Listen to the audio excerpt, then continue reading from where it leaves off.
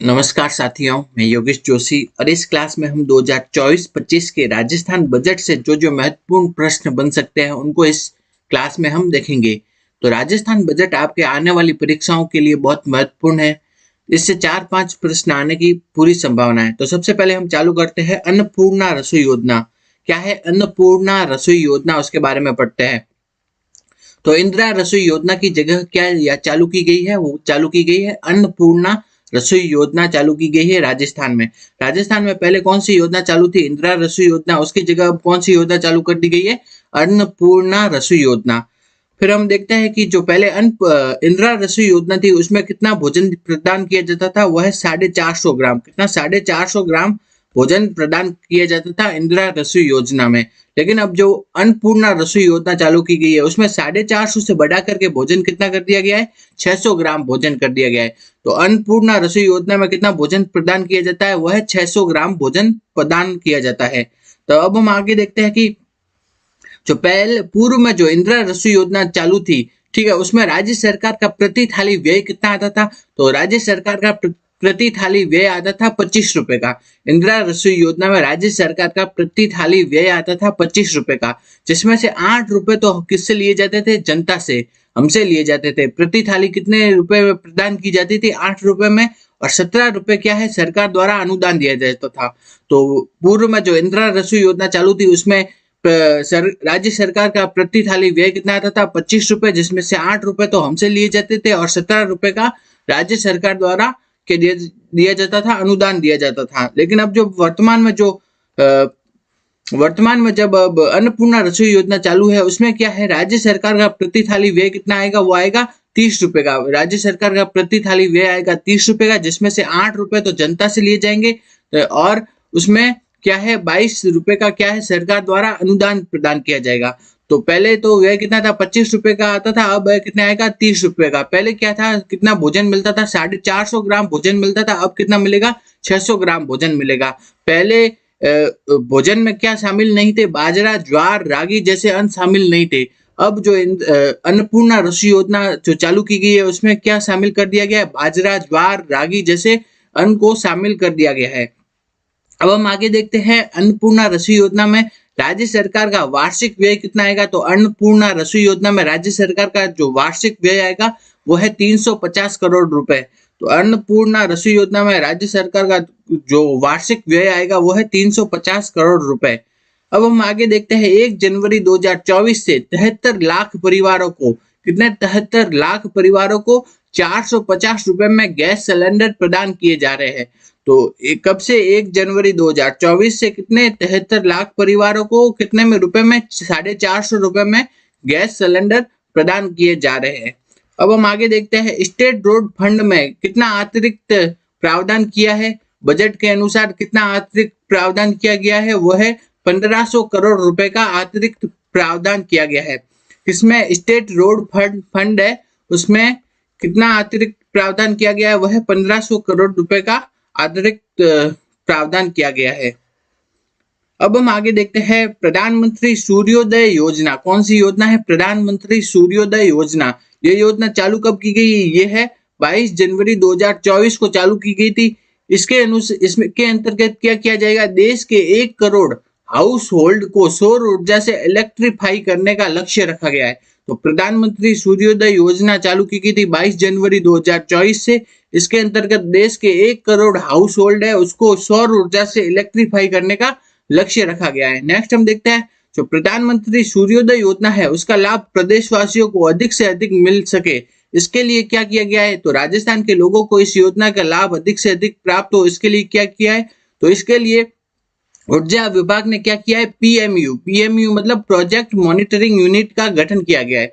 तो ऊर्जा विभाग ने इसके लिए पीएमयू या प्रोजेक्ट मॉनिटरिंग यूनिट का गठन किया है। ठीक, अब हम आगे देखते हैं 5 लाख से अधिक घरों पर क्या है? सोलर प्लांट स्थापित होंगे। तो जो प्रधानमंत्री सूर्योदय योजना है इसके अंतर्गत राजस्थान में कितने? 5 लाख से अधिक जो घरों पर क्या लगाने का लक्ष्य रखा गया है? सोलर प्लांट लगाने का लक्ष्य रखा गया है 5 लाख से अधिक परिवारों के घरों पर। नेक्स्ट देखते हैं कि जो जब सोलर प्लांट लग जाएंगे तो इससे प्रति परिवार को कितनी 300 यूनिट की बिजली मुफ्त मिल सकेगी। तो सोलर प्लांट लगने के बाद प्रति परिवार को कितनी 300 यूनिट की बिजली मुफ्त मिल सकेगी। कौन सी योजना के अंतर्गत? प्रधानमंत्री सूर्योदय योजना के अंतर्गत। आगे हम देखते हैं किन किन शहरों हेतु 500 इलेक्ट्रिक बसें उपलब्ध कराई जाएगी। तो ऐसी कौन कौन सी शहर है जिसके लिए कि 500 इलेक्ट्रिक बसें उपलब्ध करवाई जाएगी? वो है जयपुर, जोधपुर, उदयपुर और कोटा। इन शहरों के लिए कितनी 500 इलेक्ट्रिक बसों की सुविधा की जाएगी। कौन कौन सी शहर है? जयपुर, जोधपुर, उदयपुर और कोटा। कौन से? जयपुर, जोधपुर, उदयपुर और कोटा। इन शहरों को 500 इलेक्ट्रिक बसों उपलब्ध करवाई जाएगी। नेक्स्ट हम देखते हैं जयपुर मेट्रो का विस्तार किया जाएगा। तो जयपुर मेट्रो का विस्तार कहां से कहां तक किया जाएगा? टोक रोड के साथ सीतापुरा, अंबाबाड़ी होते हुए विद्याधर नगर तक। ठीक है, टोक रोड के साथ सीतापुरा, टोक रोड से सीतापुरा होते हुए अंबाबाड़ी होते हुए विद्याधर नगर तक क्या किया जाएगा? जयपुर मेट्रो का विस्तार किया जाएगा। नेक्स्ट हम देखते हैं आपके बजट में लिखा गया है कि जेजेएम जल जीवन मिशन में, जो जल जीवन मिशन के कवरेज में, किसमें कवरेज में राजस्थान का स्थान कौन सा था? वो था 33वां स्थान था। अब जल जीवन मिशन में जो राजस्थान का पहले अभी स्थान कौन सा है? वो है 33वां लिखा हुआ है आपके बजट में। अब देखते हैं कि जल जीवन मिशन जेजेएम, जेजेएम क्या है? एक केंद्र सरकार की योजना है। इसके तहत क्या किया जाता है? ग्रामीण परिवारों को नल कनेक्शन उपलब्ध करवाए जाते हैं। ठीक है, तो जेजेएम के तहत क्या है? ग्रामीण परिवारों को नल कनेक्शन उपलब्ध करवाने हेतु जो योजना चालू की गई है वो क्या है? जेजेएम जल जीवन मिशन। इसके तहत क्या है? आगामी वर्ष में कितना लक्ष्य रखा गया है? वह है 25 लाख परिवारों को नल कनेक्शन उपलब्ध करवाने का लक्ष्य रखा है। तो आगामी वर्ष में कितने 25 लाख परिवारों को नल कनेक्शन उपलब्ध करवाने का लक्ष्य रखा गया। किस योजना के तहत? जेजेएम योजना के तहत। आगे हम देखते हैं इस जेजेएम योजना में अब राज्य सरकार का व्यय कितना आएगा? वो आएगा 1500 करोड़ रुपए का व्यय आएगा। नेक्स्ट हम देखते हैं ईआरसीपी पूर्वी राजस्थान नहर परियोजना। इसके अंतर्गत राजस्थान के कितने जिलों में पेयजल तथा सिंचाई हेतु जल उपलब्ध कराया जाएगा? तो आपन के ये पहले तो कितने जिले दिए गए थे? 13 जिले दिए गए थे, हर जगह 13 जिले दिए गए हैं। लेकिन अभी जो बजट आया ना उसमें क्या लिखे हुए? 21 जिले, क्योंकि वो नए जिलों के गठन हो गया। तो उसके बाद क्या जिलों की संख्या कितनी हो गई? 21 हो गई। तो बजट में आपके कितना 21 जिले लिखा हुआ है। 21 जिलों को किसके? ईआरसीपी के तहत पेयजल तथा सिंचाई हेतु जल उपलब्ध करवाया जाएगा। और 21 नहीं ऑप्शन में, तो कितना याद रखना है? 13, क्योंकि कितना था पहले? 13 जिले थे। अब जो नए जिलों के गठन के बाद कितने हो गए हैं? 21 जिलों के पेयजल तथा सिंचाई उपलब्ध करवाया जाएगा ईआरसीपी के तहत। आगे हम देखते हैं मुख्यमंत्री जल स्वावलंबन योजना 2.0। कौन सी है? मुख्यमंत्री जल स्वावलंबन योजना 2.0। इसके तहत क्या है? आगामी 4 वर्षों में कितने? आगामी 4 वर्षों में 20,000 गांवों में 5 लाख वाटर हार्वेस्टिंग स्ट्रक्चर बनाए जाएंगे। तो मुख्यमंत्री जल स्वावलंबन योजना 2.0, इसके तहत क्या है? आगामी 4 वर्षों में 20,000 गांवों में 5 लाख क्या है? वाटर हार्वेस्टिंग स्ट्रक्चर बनवाए जाएंगे मुख्यमंत्री जल स्वावलंबन योजना के तहत। अगला देखते हैं ट्री आउटसाइड फॉरेस्ट इन राजस्थान, TOFIR। तो फिर ठीक है, तो ट्री आउटसाइड फॉरेस्ट इन राजस्थान, इसके तहत क्या है? आगामी वर्ष में 4 करोड़ पौधे वितरित किए जाएंगे, जो कि कहाँ लगाए जाएंगे? Tree outside forest. ठीक है, फॉरेस्ट के बाहर की तरफ। ठीक है, तो ट्री आउटसाइड फॉरेस्ट इन राजस्थान, तो इसके तहत कितने? 4 करोड़ पौधे वितरित किए जाएंगे। आगे हम देखते हैं कृष्ण मृग या ब्लैक बग के लिए हैबिटेट डेवलपमेंट कहाँ किया जाएगा? वो है जसवंतगढ़ नागौर में। इंपॉर्टेंट है, वेरी इंपॉर्टेंट। इससे प्रश्न आने की संभावना है पूरी कि ब्लैक बग या कृष्ण मृग के लिए हैबिटेट डेवलपमेंट कहाँ पे किया जाएगा? वो है जसवंतगढ़ नागौर में। ठीक है, तो कृष्ण मृग के लिए हैबिटेट डेवलपमेंट का कार्य कहाँ किया जाएगा? जसवंतगढ़ नागौर में किया जाएगा कृष्ण मृग के लिए हैबिटेट डेवलपमेंट का कार्य। आगे हम देखते हैं पीएम किसान सम्मान निधि योजना। क्या है? पीएम किसान सम्मान निधि योजना। इसके तहत क्या है? किसानों को जो पहले वित्तीय सहायता दी जाती थी, तो किसानों को दी जाने वाली वित्तीय सहायता पहले कितनी थी? 6,000 से बढ़ा करके कितनी कर दी गई है? 8,000 कर दी गई है इस बजट में। तो पीएम किसान सम्मान निधि योजना, इसके तहत क्या है, किसानों को दी जाने वाली जो वित्तीय सहायता वो कितनी कर दी गई है? 8,000 रुपए कर दी गई है।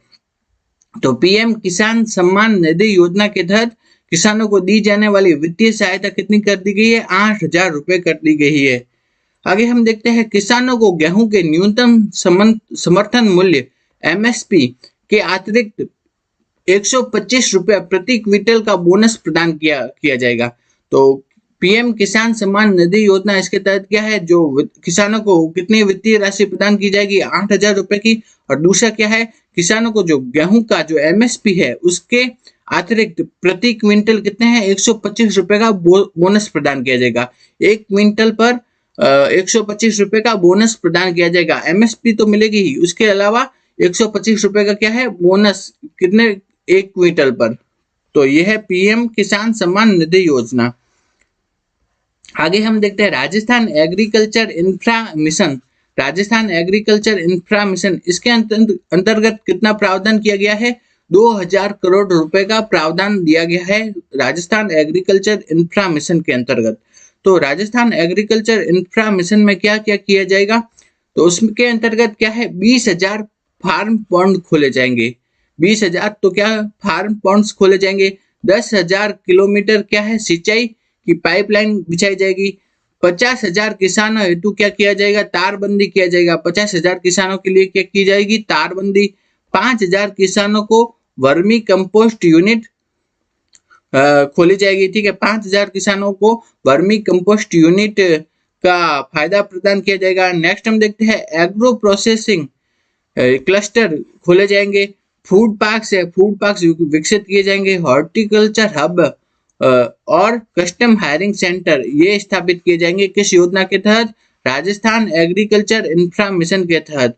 ये सभी है राजस्थान एग्रीकल्चर इंफ्रा मिशन के तहत स्थापित किए जाएंगे। आगे हम देखते हैं किस खाद्यान्न को पीएम ने श्री अन्न की संज्ञा दी थी।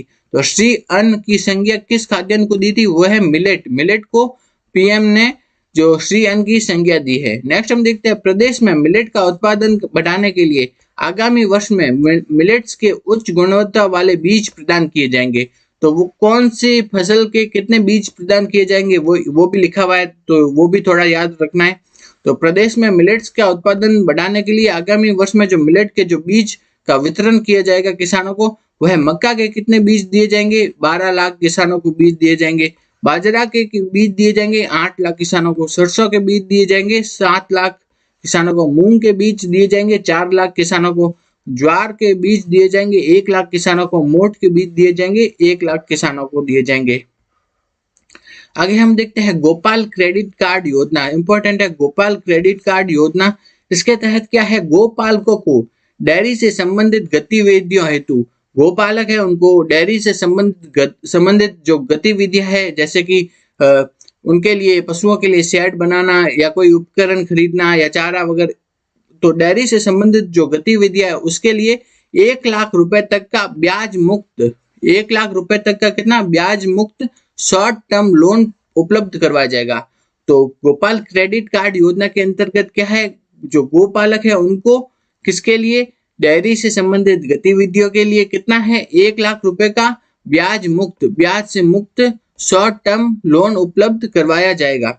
आगे हम देखते हैं, नेक्स्ट हम देखते हैं कि गोपालक क्रेडिट कार्ड योजना है उसके तहत क्या है, 5 लाख गोपालक परिवारों को इसका लाभ मिलेगा। तो गोपालक क्रेडिट कार्ड योजना में कितने परिवारों को इसका लाभ मिलेगा, वह 5 लाख परिवार है उनको गोपाल क्रेडिट कार्ड योजना में लाभ मिलेगा। कितने, 5 लाख परिवारों को लाभ मिलेगा। अब हम आगे देखते हैं कि ये गोपालक क्रेडिट कार्ड योजना है उसमें राज्य सरकार का व्यय कितना आएगा, वह 150 करोड़ रुपए का व्यय आएगा। अगला प्रश्न है कि युवाओं की काउंसलिंग मार्गदर्शन हेतु प्रत्येक संभाग पर क्या है, युवा साथी केंद्र खोले जाएंगे। तो युवाओं की काउंसलिंग मार्गदर्शन, इसके लिए प्रत्येक संभाग पर क्या है, युवा साथी केंद्र खोले जाएंगे। नेक्स्ट हम देखते हैं पेपर लीक जैसी घटनाओं की रोकथाम हेतु, पेपर लीक जैसी घटनाएं हो रही है उसकी रोकथाम के लिए क्या है, स्पेशल इन्वेस्टिगेशन टीम SIT का गठन किया गया है। तो पेपर लीक जैसी घटनाओं की रोकथाम के लिए क्या है, SIT का गठन किया गया है। नेक्स्ट हम देखते हैं मुख्यमंत्री पर्यटन कौशल विकास कार्यक्रम, ये इंपॉर्टेंट है। तो ठीक है, मुख्यमंत्री पर्यटन कौशल विकास कार्यक्रम, इसके तहत क्या है, 2 वर्षों में, आने वाले 2 वर्षों में क्या है, 20,000 युवाओं को या लोक कलाकारों को, ठीक है, आने वाले 2 वर्षों में 20,000 युवाओं तथा लोक कलाकारों को क्या है, गाइड, हॉस्पिटैलिटी इत्यादि की ट्रेनिंग प्रदान करके उन्हें रोजगार प्राप्त करने हेतु सक्षम बनाया जाएगा। ठीक है, तो मुख्यमंत्री पर्यटन कौशल विकास कार्यक्रम, इसके तहत क्या है, आगामी 2 वर्षों के लिए 20,000 युवाओं, लोक कलाकारों इत्यादि को गाइड, हॉस्पिटैलिटी तथा लोक कला इत्यादि की ट्रेनिंग प्रदान करके रोजगार प्राप्त करने हेतु सक्षम बनाया जाएगा।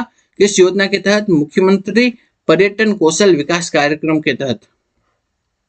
आगे हम देखते हैं आगामी वर्ष से किन किन वर्ग के छात्र तथा छात्राओं दोनों के लिए केजी से लेकर के पीजी तक, ठीक है, केजी से लेकर के कहां तक, पीजी, पोस्ट ग्रेजुएट तक, पीजी तक निशुल्क शिक्षा की व्यवस्था की गई है। ठीक है, तो केजी से लेकर पीजी तक किन वर्गों के छात्र छात्राओं के लिए निशुल्क शिक्षा की व्यवस्था की गई है, वह अल्प आय वर्ग के बच्चों के लिए, सीमांत, लघु तथा बटाईदारी किसानों के बच्चों के लिए तथा खेतीहर मजदूरों के बच्चों के लिए, इन सभी के लिए केजी से लेकर पीजी तक की निशुल्क शिक्षा की व्यवस्था की गई है इस बजट में।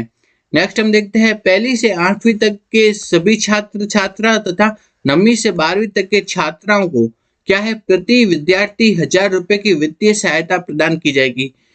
ठीक है, तो कितना, किन किन को प्रति विद्यार्थी 1,000 रुपए की वित्तीय सहायता प्रदान की जाएगी, किन किन को 1,000 रुपए की वित्तीय सहायता दी जाएगी, वह 1ली से 8वीं तक के सभी छात्र छात्रा तथा 9वीं से 12वीं तक की छात्राएं, इनको प्रति विद्यार्थी 1,000 रुपए की वित्तीय सहायता प्रदान की जाएगी। आगे हम देखते हैं Atal innovation studio and accelerator. Atal innovation studio and accelerator, ये कहाँ पे स्थापित किए जाएंगे, ये है जयपुर, भरतपुर, बीकानेर और उदयपुर। ठीक है, कहाँ कहाँ, जयपुर, भरतपुर, बीकानेर और उदयपुर, इनमें क्या स्थापित किए जाएंगे, अटल इनोवेशन स्टूडियो एंड एक्सेलरेटर। ठीक है, तो अटल इनोवेशन स्टूडियो एंड एक्सेलरेटर कहाँ स्थापित किए जाएंगे, जयपुर, भरतपुर, बीकानेर और उदयपुर, इन जगहों पे। इन स्टूडियो में क्या है, सॉफ्टवेयर कोडिंग की, रोबोटिक्स लैब तथा मल्टीमीडिया या वीएफएक्स की सुविधा प्रदान की जाएगी। तो अटल इनोवेशन स्टूडियो एंड एक्सेलरेटर में क्या है, software coding, robotics, multimedia, VFX, इनकी सुविधा प्रदान की जाएगी और ये स्थापित कहाँ किए जाएंगे, जयपुर, भरतपुर, बीकानेर और उदयपुर में स्थापित किए जाएंगे।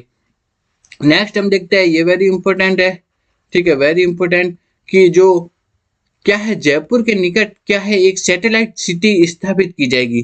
तो सैटेलाइट सिटी का नाम क्या रखा गया है, वह है हाईटेक सिटी। तो जयपुर के निकट कौन सी सैटेलाइट सिटी स्थापित की जाएगी, वह है हाईटेक सिटी। तो हाईटेक सिटी क्या है, एक प्रकार की सैटेलाइट सिटी है और ये कहाँ पे स्थापित की जाएगी, जयपुर के निकट स्थापित की जाएगी। इस सैटेलाइट सिटी में क्या होगा, आईटी, फिनटेक तथा मैनेजमेंट से संबंधित अनेक कंपनियां स्थापित की जाएगी। तो जयपुर है, उसके निकट क्या है, एक सैटेलाइट सिटी स्थापित की जाएगी, उसका नाम क्या रखा जाएगा, हाईटेक सिटी रखा जाएगा। और ये इस जो हाईटेक सिटी में क्या है, आईटी, फिनटेक, मैनेजमेंट इत्यादि से संबंधित अनेक कंपनियां स्थापित की जाएगी इस हाईटेक सिटी में। तो हाईटेक सिटी क्या है, एक प्रकार की सैटेलाइट सिटी है।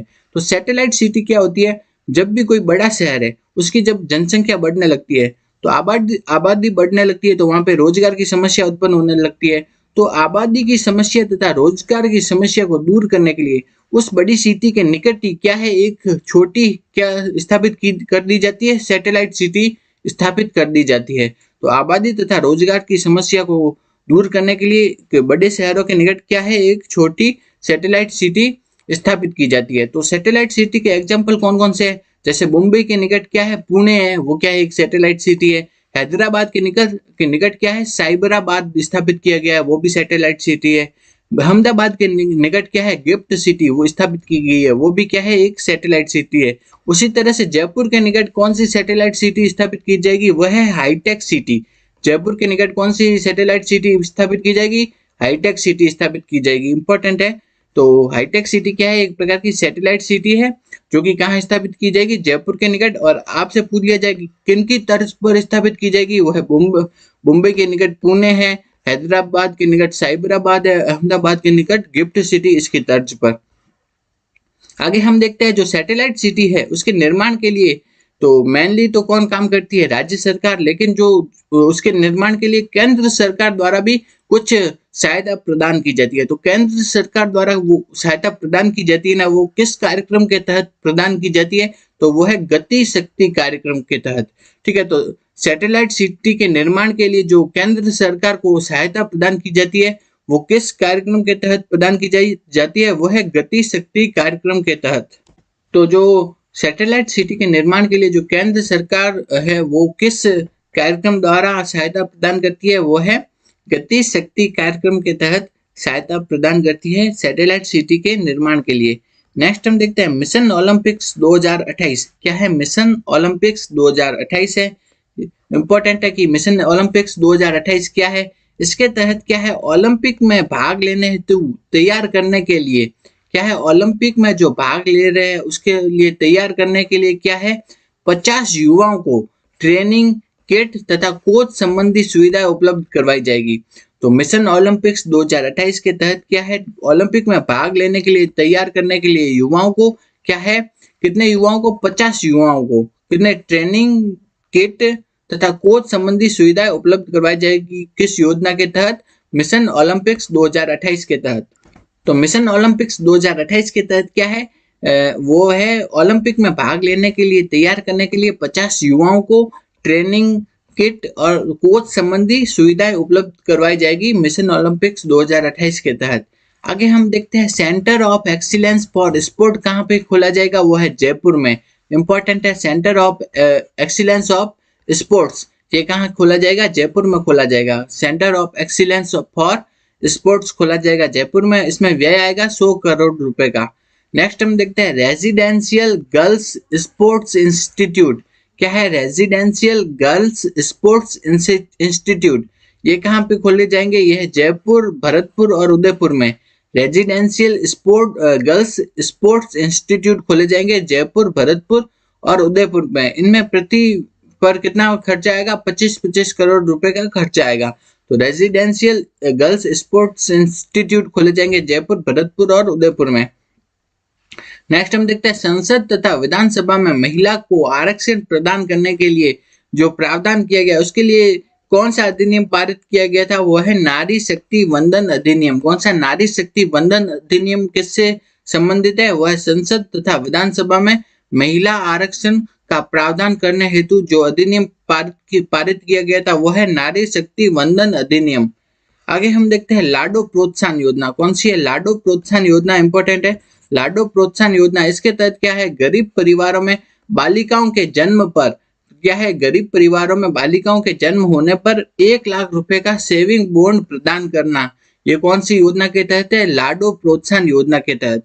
तो लाडो प्रोत्साहन योजना में क्या है, गरीब परिवार में अगर बालिकाओं का जन्म होता है तो उनके जन्म पर क्या है, 1 लाख रुपए का सेविंग बॉन्ड प्रदान किया जाता है।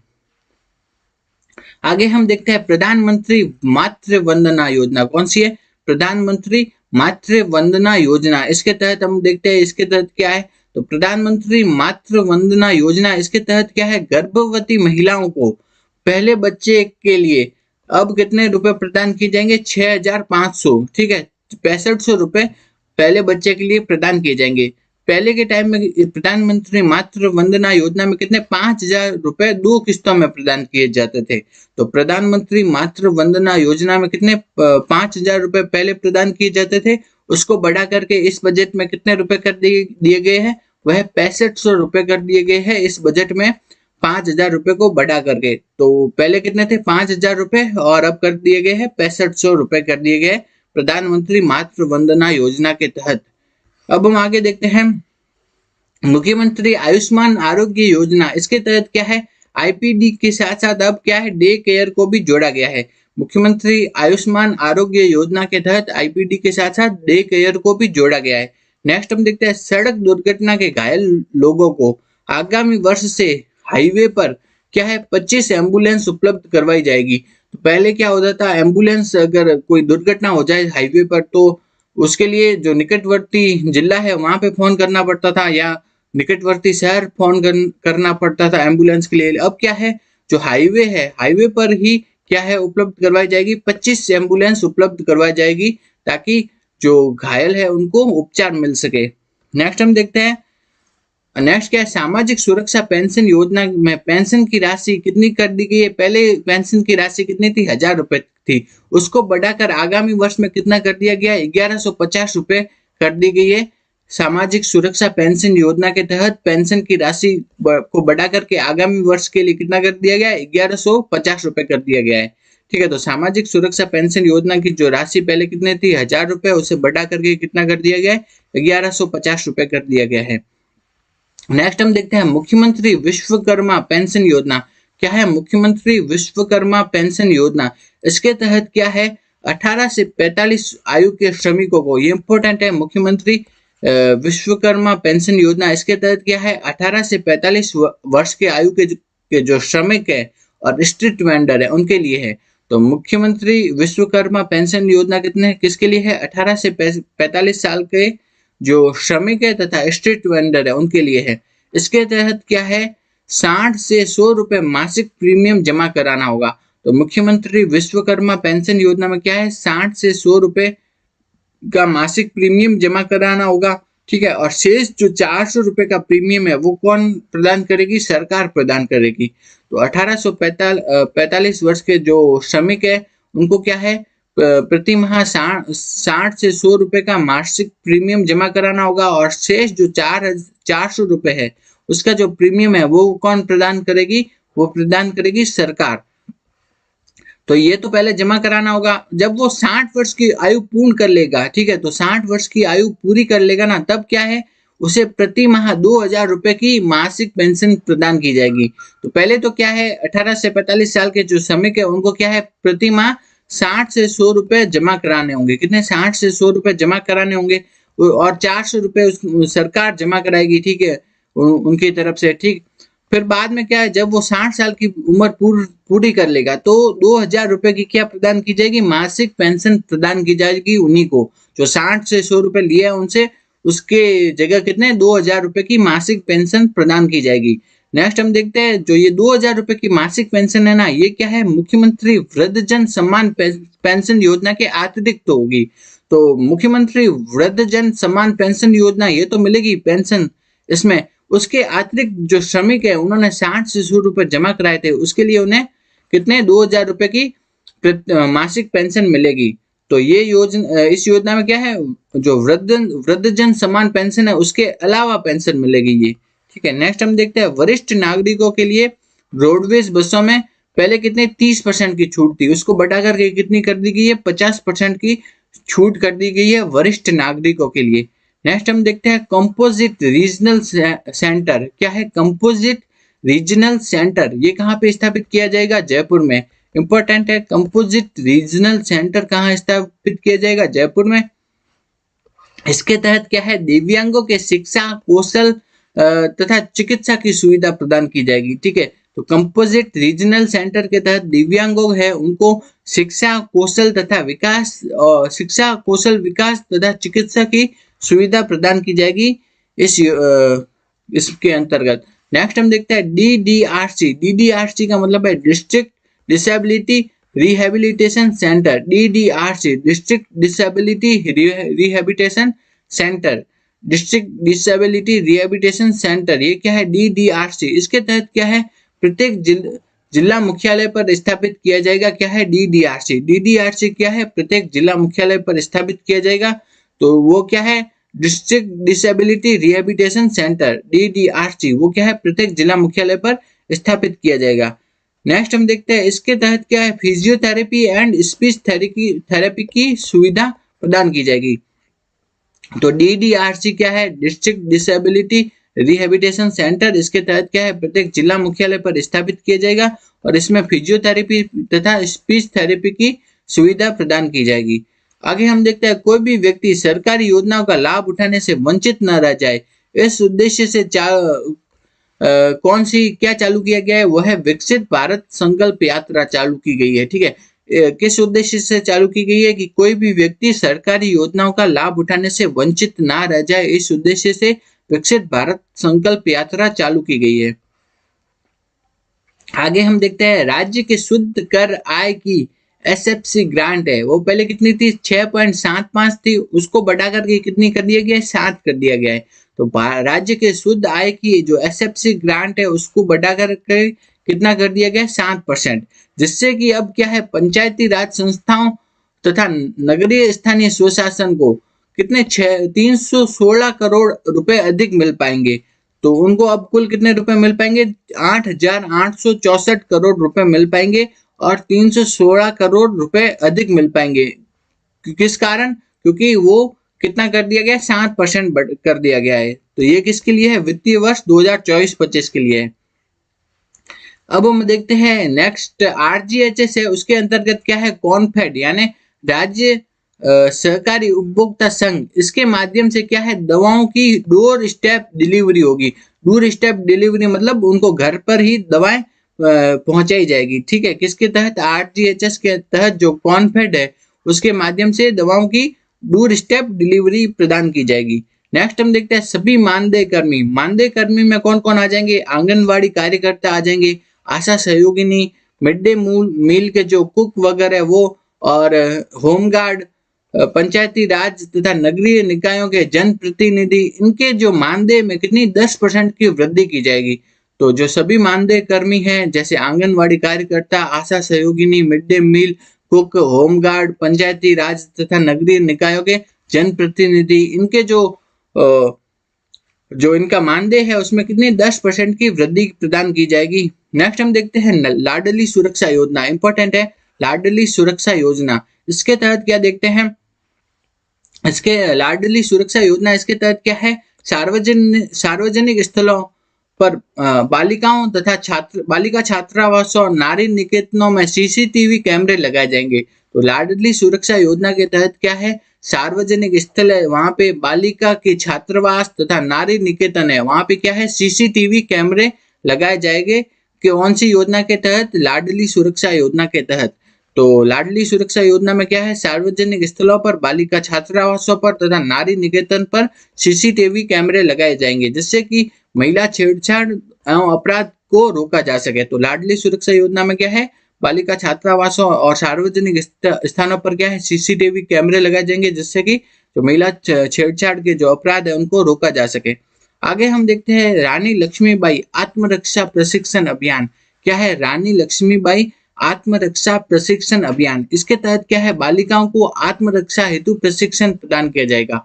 तो रानी लक्ष्मीबाई आत्मरक्षा प्रशिक्षण अभियान में क्या है बालिकाओं को आत्मरक्षा के लिए प्रशिक्षण प्रदान किया जाएगा। और इस अभियान के तहत जिन बालिकाओं को उच्चतम स्तर का जो ब्लैक बेल्ट है, ठीक है, तो ब्लैक बेल्ट जिनको मिलेगा ना उनको स्पोर्ट्स में क्या प्रदान किया जाएगा स्पोर्ट्स कोटा प्रदान किया जाएगा। ठीक है, तो उनको क्या प्रदान किया जाएगा स्पोर्ट्स कोटा प्रदान किया जाएगा। किनको? जिनको इस अभियान के तहत ब्लैक बेल्ट मिला है उन बालिकाओं को। तो रानी लक्ष्मीबाई आत्मरक्षा प्रशिक्षण अभियान इसके तहत क्या है बालिकाओं को आत्मरक्षा का प्रशिक्षण दिया जाएगा तथा और जिन बालिकाओं को इस योजना के तहत ब्लैक बेल्ट मिला है उनको क्या है स्पोर्ट्स कोटा भी प्रदान किया जाएगा।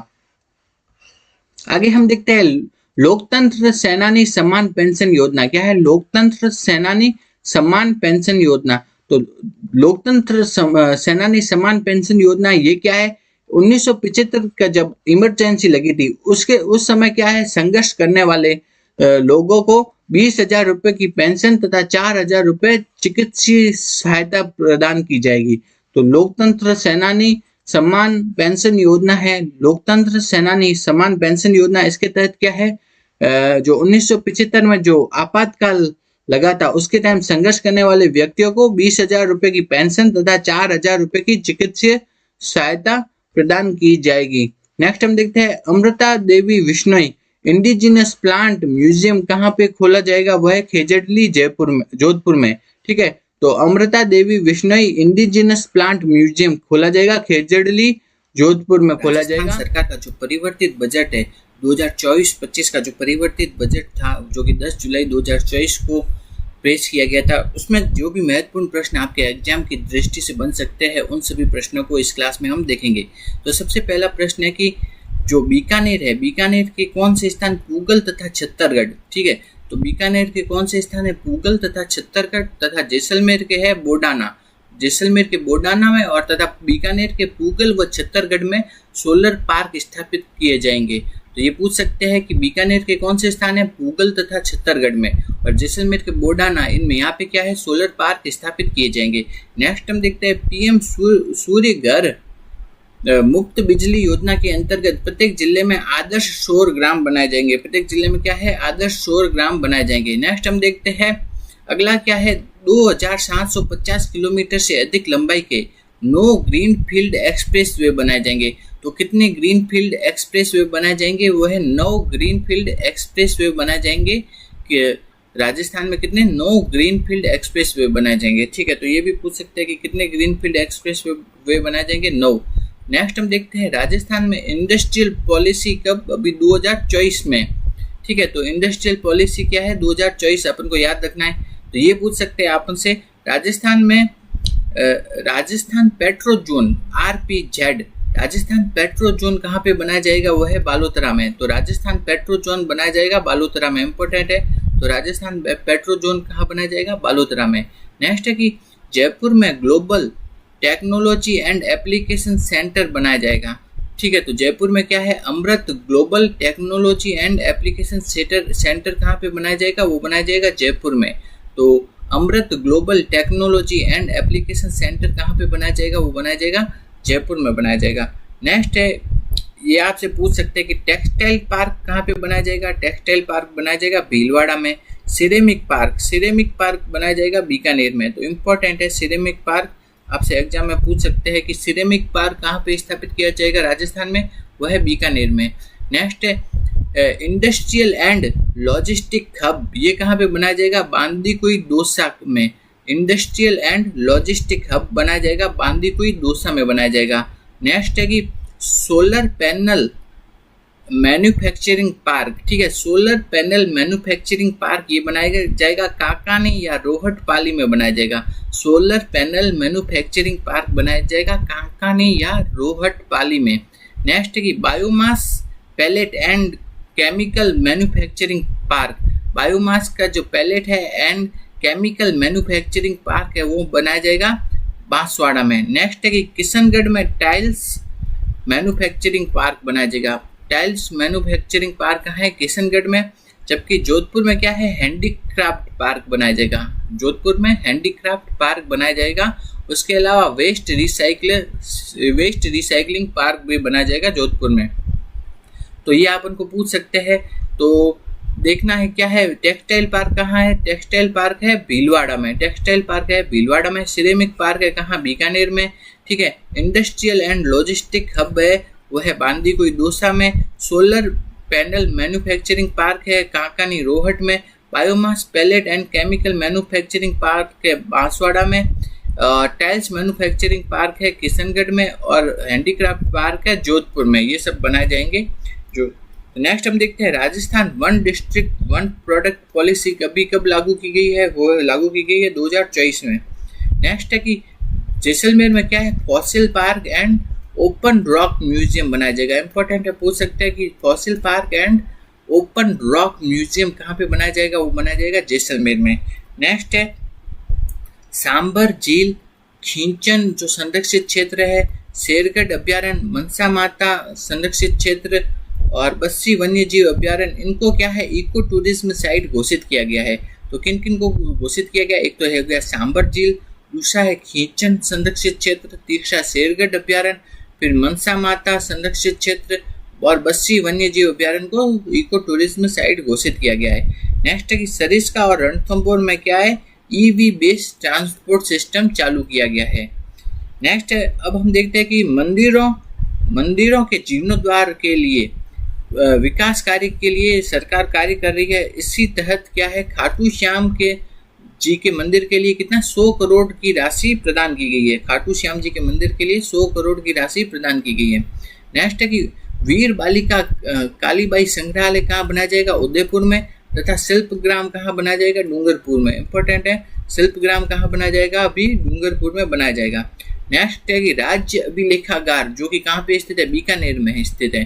तो राज्य अभिलेखागार कहाँ स्थित है, बीकानेर में। उसमें क्या है, हिस्टोरिकल जो स्क्रिप्ट्स है उनका क्या किया जाएगा, डिजिटाइजेशन किया जाएगा। तो हिस्टोरिकल स्क्रिप्ट्स का क्या किया जाएगा, डिजिटाइजेशन। और नेक्स्ट ये वाला बहुत इंपॉर्टेंट है, ये आपके एग्जाम में आपको देखने को मिलेगा जरूर कि है ना, ये वाला आपको आने वाले एग्जाम में किसी न किसी एग्जाम में जरूर देखने को मिलेगा। किशनगढ़ जो अजमेर है वहाँ पे तथा हमीरगढ़ भीलवाड़ा में क्या है, फ्लाइंग ट्रेनिंग सेंटर ट्रेनिंग चालू की जाएगी। तो फ्लाइंग ट्रेनिंग मतलब जो विमान को उड़ाने की जो ट्रेनिंग वगैरह है ना, उसके स्कूल, ट्रेनिंग स्कूल कहाँ पे स्थापित किए जाएंगे, एक तो किशनगढ़ और दूसरा क्या है, हमीरगढ़ जो कि भीलवाड़ा में है, वहाँ पे फ्लाइंग ट्रेनिंग स्कूल चालू किए जाएंगे। तो इम्पोर्टेंट है बहुत ज़्यादा कि किशनगढ़ तथा हमीरगढ़ में क्या है, फ्लाइंग ट्रेनिंग स्कूल चालू किए जाएंगे, फ्लाइंग ट्रेनिंग शुरू की जाएगी। नेक्स्ट है कि जालाना जयपुर में forest and wild life training and come management institute चालू किया जाएगा। तो वाइल्ड लाइफ की जो ट्रेनिंग है उसका जो इंस्टीट्यूट है वो कहाँ पे चालू किया जाएगा, वो है जालाना जयपुर में। वाइल्ड लाइफ ट्रेनिंग इंस्टीट्यूट चालू किया जाएगा कहाँ, जालाना जयपुर में। नेक्स्ट है अलवर में क्या है, एक नया बायोलॉजिकल पार्क बन रहा है, ठीक है। नेक्स्ट है आगे देखते हैं क्या क्या इंपॉर्टेंट चीज़ है। भरतपुर, बीकानेर व अजमेर में क्या है, Rajasthan institute of technology RIT बनाया जाएगा। भरतपुर, बीकानेर और अजमेर में RIT Rajasthan institute of technology बना जाएगा। नेक्स्ट है वास्तु एवं ज्योतिष का जो सेंटर ऑफ एक्सीलेंस कहाँ बनाया जाएगा, जयपुर में। वास्तु एवं ज्योतिष का सेंटर ऑफ एक्सीलेंस बनाया जाएगा जयपुर में। नेक्स्ट है खेल नीति कब अभी लागू की है, 2024 में खेल नीति लागू की है। नेक्स्ट हम देखते हैं माँ योजना, ठीक है। माँ योजना का फुल फॉर्म क्या है, मुख्यमंत्री आयुष्मान आरोग्य। तो ये आपसे फुल फॉर्म भी पूछ सकते हैं कि मुख्यमंत्री आयुष्मान आरोग्य, ये है माँ योजना, ठीक है। इसके तहत शिशुओं एवं छोटे बच्चों के इलाज के लिए क्या है, पेडियाट्रिक पैकेज दिया जा रहा है। तो माँ योजना में क्या है, शिशु और छोटे बच्चों के इलाज के लिए क्या है, पेडियाट्रिक पैकेज प्रदान किया जाता है। नेक्स्ट है अजमेर में क्या है, आयुर्वेद योग एवं प्राकृतिक चिकित्सा विश्वविद्यालय खुलेगा। इंपॉर्टेंट है, आयुर्वेद योग एवं प्राकृतिक चिकित्सा विश्वविद्यालय कहाँ खुलेगा, अजमेर में खुलेगा। और जबकि इसका जो महाविद्यालय खुलेगा वो खुलेगा महवा दौसा में। तो आयुर्वेद योग और प्राकृतिक चिकित्सा का विश्वविद्यालय खुलेगा अजमेर में। नेक्स्ट है मुख्यमंत्री स्वनिधि योजना।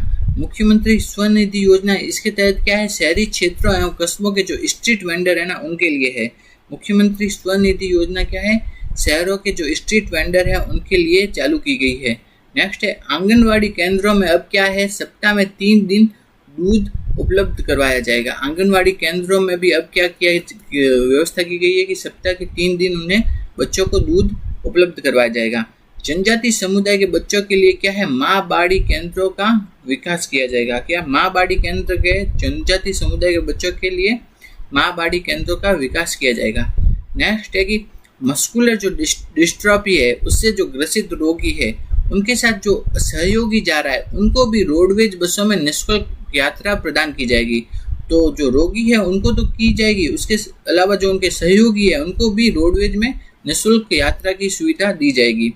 नेक्स्ट है कि स्वयं सिद्धा का सेंटर ऑफ एक्सीलेंस कहाँ खोला जाएगा, वो खोला जाएगा जामडोली जयपुर में। स्वयं सिद्धा का सेंटर ऑफ एक्सीलेंस खोला जाएगा कहाँ, जामडोली जयपुर में खोला जाएगा स्वयं सिद्धा का सेंटर ऑफ एक्सीलेंस। आगे हम देखते हैं कि क्या इंपॉर्टेंट प्रश्न बन सकता है। तो हाँ, ये भी इम्पोर्टेंट है कि जो भूसावर भरतपुर में क्या खोला जाएगा, फूड पार्क, और भरतपुर में क्या फूड प्रोसेसिंग पार्क खोला जाएगा। भूसावर भरतपुर में क्या है, फूड पार्क, जबकि भरतपुर में क्या है, फूड प्रोसेसिंग पार्क खोला जाएगा। नेक्स्ट हम देखते हैं, तो आपके जो परिवर्तित बजट है उससे ये इम्पोर्टेंट प्रश्न बन सकते हैं। इससे पहले बजट की क्लास हम ले चुके हैं,